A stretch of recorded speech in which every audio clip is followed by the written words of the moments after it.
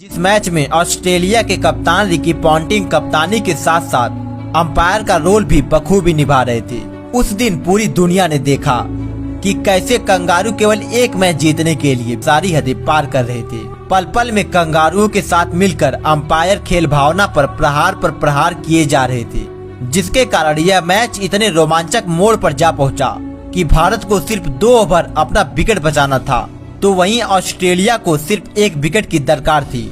और इस मैच को खत्म होते होते ऑस्ट्रेलिया ने एक ऐसी हरकत को अंजाम दिया जिसके कारण भारतीय टीम मैच छोड़कर भारत वापस आने को तैयार हो गई थी। तो ये कहानी है साल 2008 की, जब भारतीय टीम कंगारुओं के घर में 4 टेस्ट मैचों की सीरीज खेलने गई थी। और इस बात से पूरी दुनिया वाकिफ है कि उन दिनों ऑस्ट्रेलिया का दबदबा अपने चरम पर था, क्योंकि ऑस्ट्रेलिया की टीम दिग्गजों से भरी पड़ी थी। सभी कंगारुओं को जीत से कम कुछ मंजूर नहीं था। ऐसे में ऑस्ट्रेलिया को उसके घर में हराना किसी सपने से कम नहीं था। और पहले मैच में इसका प्रमाण भी मिल गया, जब भारतीय टीम 337 रनों के बड़े अंतर से पहला टेस्ट मैच हार गई। अब दूसरे टेस्ट में भारतीय टीम के लिए यह मैच और सीरीज दोनों दांव पर थी।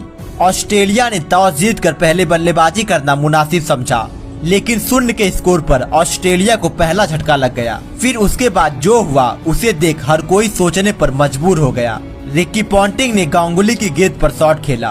गेंद बल्ले को चूमती हुई MS धोनी के दस्तानों में समा गई। सभी खिलाड़ी और दर्शक जश्न मना रहे थे, लेकिन अंपायरों का दिमाग तो घास चरने गया था। और वहीं पर पॉन्टिंग खड़े होकर अपनी परंपरा को आगे बढ़ा रहे थे। पॉन्टिंग के आउट होने के बाद भी अंपायर ने उनको आउट नहीं दिया।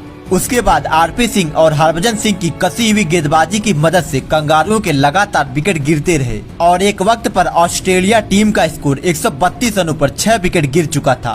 कंगारुओं की टीम ऑल आउट होने के कगार पर थी। भारतीय टीम इस मैच में पूरी तरह से पकड़ बना चुकी थी, क्योंकि कंगारू गेंदबाजों को नहीं खेल पा रहे थे। तो इसीलिए आज अंपायरों ने ही खेलने का मन बना लिया। और जब साइमंड 19 रन पर थे, तभी ईशांत शर्मा की गेंद साइमंड के बल्ले का मोटा किनारा लिया और साइमंड आउट हो गए। ऐसा सभी भारतीय खिलाड़ियों को लगा, लेकिन अंपायर को इस बात की भनक तक नहीं लगी। उसके बाद जब कुंबले की गेंद पर धोनी ने स्टंपिंग किया तो फैसला तीसरे अंपायर तक गया।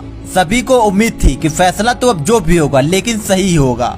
भारतीय खिलाड़ियों के साथ साथ सभी दर्शक भी आस लगाए बैठे थे, लेकिन आज भारत की किस्मत ही खराब थी, क्योंकि थर्ड अंपायर तो सस्ता नशा करके बैठा था।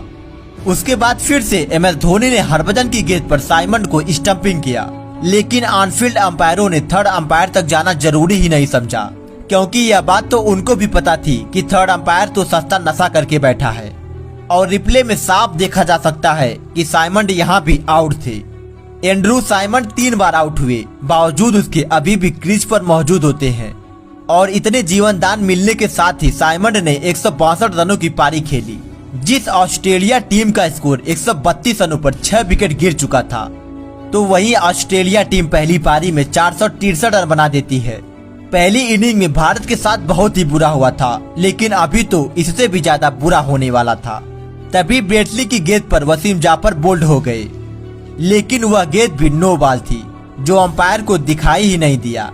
यह मैच पूरी तरह से बेईमानी की सभी सीमाएं लांघ चुका था। इसके बावजूद सचिन तेंदुलकर के नाबाद 154 और द्रविड़ के 109 रनों की मदद से भारतीय टीम ने ऑस्ट्रेलिया के 463 रनों के जवाब में 532 रन बना दिए।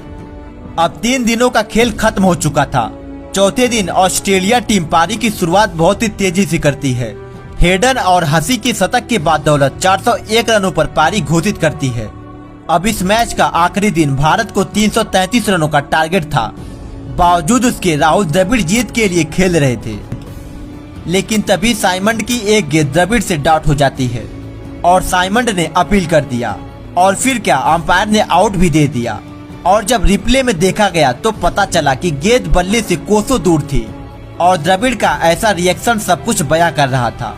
इस मैच पर दाग तो लग चुका था, सब कुछ सबको पता था, लेकिन फिर भी खेल चला जा रहा था। लेकिन तभी ब्रेटली की गेंद सौरव गांगुली की बल्ले का किनारा लेकर सीधे क्लार्क के हाथ में चली जाती है।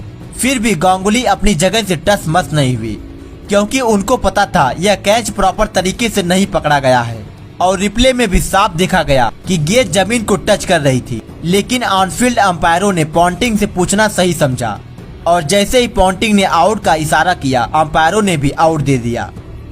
कंगारुओं की ऐसी खतरनाक बेईमानी के आगे भारतीय टीम पूरी तरह से बेबस हो चुकी थी। इस मैच में 1, 2, 3 बार नहीं, पूरा मैच ही बेईमानी की नींव पर खड़ा था। यही कारण था कि दिन का केवल 2 ओवर बाकी था।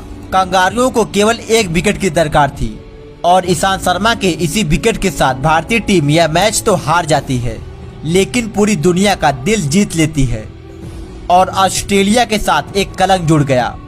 और मैच के बाद पोस्ट मैच प्रेजेंटेशन में कप्तान अनिल कुंबले ने कहा कि इस मैच को केवल इंडिया ही खेल भावना से खेल रही थी, जिसे सुन ऑस्ट्रेलिया मीडिया ने भी तालियां बजाने पर मजबूर हो गई।